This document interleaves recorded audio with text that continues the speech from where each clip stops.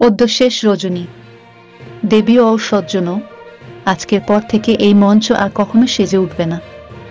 এবার আমার বিদায় নেওয়ার পালা। কাল থেকে আমি আর আপনাদের কাছে আসব না, একথা বলার সাহস কিংবা ইচ্ছে কোনোটাই আমার নেই। প্রতিটা শুরুরই একটা শেষ থাকে। কোন বনেগা ক্রোড়পতির মঞ্চে কথাগুলো বলতে গিয়ে চোখের জল ধরে রাখতে পারলেন না অমিতাভ বচ্চন। 2 দশক পেরিয়ে কেবিসি আপামর ভারতীয় দর্শকদের কাছে জনপ্রিয়। 23 বছরের সেই সম্পর্কের এবার বিদায় নেওয়ার পালা। শেষবারের মতো কোন বনেগা ক্রোড়পতির সঞ্চালকের চেয়ারে অমিতাভ বচ্চন। অন্তিম লগ্নে বিগ বির চোখ ছাপিয়ে জল। সম্প্রতি কেবিসির 15তম মরশুমের শেষ পর্ব সম্প্রচারিত হল, যেখানে হাজির ছিলেন বিদ্যা বালন, শীলা দেবী, শর্মিলা ঠাকুর এবং সারা আলী খানের মতো তারকারা।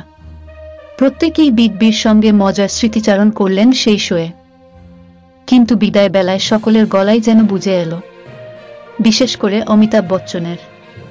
এই সেই শো যেখানে সঞ্চালক অমিতাভ বচ্চনের সওয়াল জবাবের মুখোমুখি হয়ে নাকানি চোবানি খেতে হয়েছে কত বলিউড তারকাকে।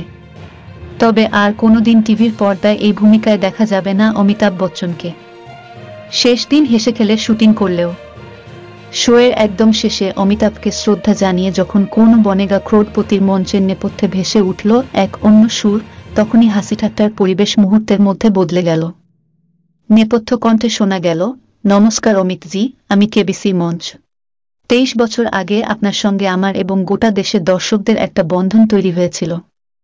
সেই সম্পর্ক অবিচ্ছেদ্য এবং আমরা সকলে আপনাকে মন থেকে ধন্যবাদ জানাচ্ছি।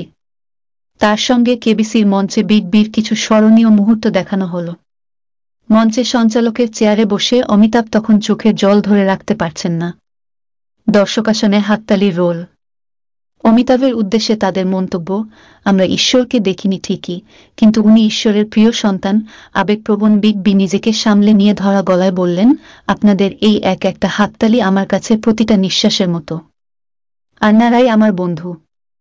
আপনারা যা বলেন আমি শুনি। আপনাদের ইচ্ছে পূরণ করার চেষ্টা করি।